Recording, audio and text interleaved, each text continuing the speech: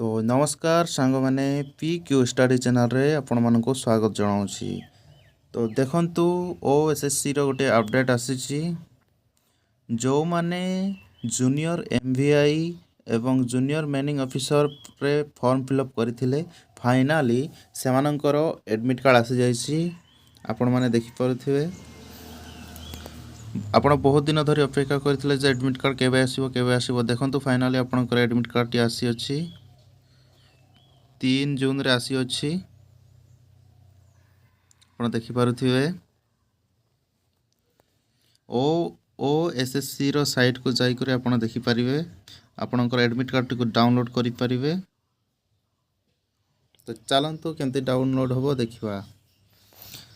तो आपण माने लेफ्ट राइट साइड रे देखि पारुथिबे एठी click here to download admission letter लेखा हेछि। आपण सेइठारे क्लिक करिवे। आपण सेइठारे क्लिक कला परे आपणकर सेठी आईडी एवं पासवर्ड मागिबो।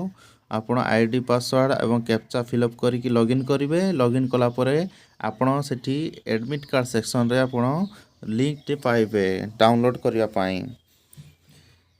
तो आपण एडमिट कार्ड को डाउनलोड करि नेबे। तो आज रे वीडियो रे ही एतकी ही आशा करूची आपण माने डाउनलोड करिवे। आज रो वीडियो रे ही एतकी ही रहूची। धन्यवाद।